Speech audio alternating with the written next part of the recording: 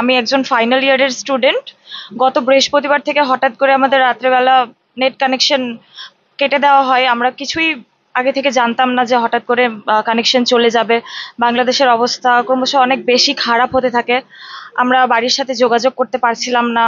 কখনো থেকে থেকে অনেক চিন্তা হতো, কোনোভাবেই আমরা কোনো সাহায্য পাচ্ছিলাম না। কিন্তু মানে আমরা ওখানে অনেকক্ষণ অপেক্ষা করার পর আমরা নিজেরা কিছু সিদ্ধান্ত নিই। আমাদের এমবেসি থেকে হেল্প করা হয়, আমাদের কলেজ কর্তৃপক্ষ আমাদের সমস্ত রকমের পরিষেবা আমাদেরকে সাহায্য করেছে কলেজ অনেকভাবে। আমাদের কোনো অসুবিধা হয়নি, কিন্তু আমরা যতক্ষণ বাংলাদেশে ছিলাম আমরা অনেক চিন্তার মধ্যে ছিলাম। কিন্তু আজকে আমরা সকালে গেদেতে পৌঁছে, মানে আমাদের দেশের মাটিতে পৌঁছে আমরা খুবই লাকি ফিল করছি। নিজেদেরকে সেফ মনে হচ্ছে। ইন্ডিয়াতে পৌঁছে নিজের বাবা মার সাথে যোগাযোগ করতে পেরেছি। আসলেই খুব সেফ মনে করছি। আমরা অনেক লাকি, আমরা সাবধানে পৌঁছাতে পেরেছি। আমি আসিয়ান মেডিকেল কলেজের ছাত্র। ওখানে একটু ঢাকা একটু পরিস্থিতি খারাপ, এজন্য আমরা ইন্ডিয়া এসেছি। আবার পরিস্থিতি ঠিক হলে আমরা আবার ফিরে যাব। গত বৃহস্পতিবার থেকে নেট পরিষেবা বন্ধ হয়ে যায় বাংলাদেশে। তার কারণে বাড়িতে যোগাযোগ করার কোনো ছিল না। তো অনেক টেনশন করছিল বাড়ির লোক, আমাদের অনেক টেনশন হচ্ছিল যে কি করব, কিছু বুঝতে পারছিলাম না। তারপরে হঠাৎ করে কারফিউ দিয়ে দেয়, সারা বাংলাদেশ বন্ধ। কি করব কিছু বুঝে উঠতে পারছিলাম না, কিভাবে আসবো, কিভাবে কি করব কিছুই বুঝতে পারছিলাম না।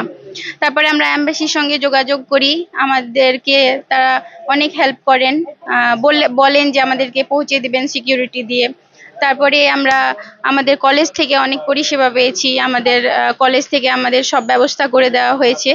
আসিয়ান মেডিকেল কলেজ থেকে আসছি, ওখানে কিছু সমস্যার জন্য সেটা আমরা এখন ইন্ডিয়াতে ব্যাক করছি। ইন্ডিয়াতে এসে একটু মানে স্বস্তি পেয়েছি।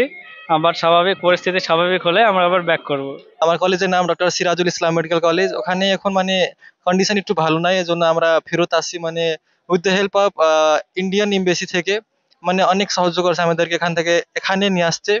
তো যখন মানে ওখানে অবস্থা ভালো হয়ে যাবে আমরা আবার ফেরত ওখানে যাব।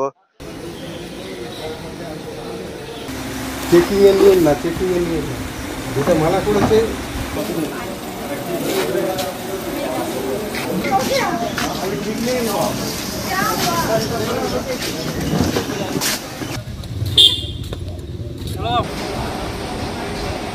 বলো যে ঢাকা থেকে এসে পরিস্থিতি অস্বাভাবিক, এখানে এসে করতে পারছে আবার ব্যাক।